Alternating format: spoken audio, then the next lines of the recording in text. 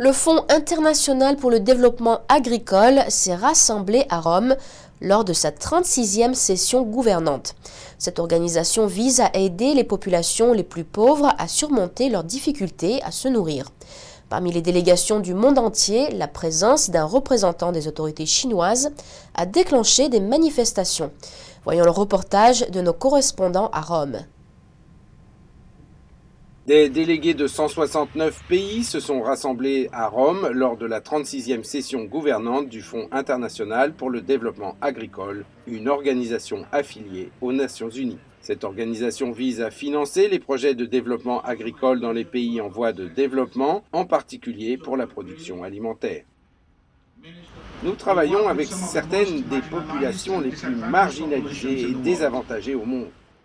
Le pape Benoît XVI a envoyé un message rappelant l'importance d'aider à développer une agriculture durable basée sur l'esprit du don. Le ministre italien de l'économie a participé aux cérémonies d'inauguration.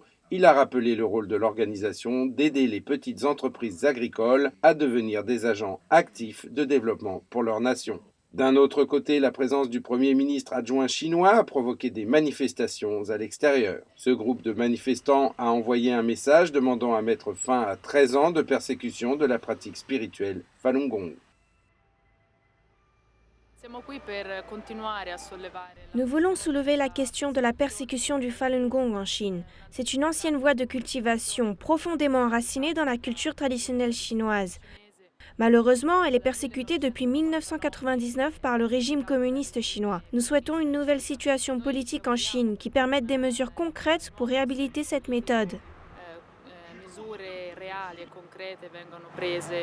Le Fonds international de développement agricole a réélu son président Kanayo F. Nwanze et a discuté de moyens d'accroître la production agricole de façon durable et en particulier dans les régions rurales pauvres. L'un des buts de l'organisation est de toucher 90 millions de gens d'ici 2015 pour les sortir de la pauvreté.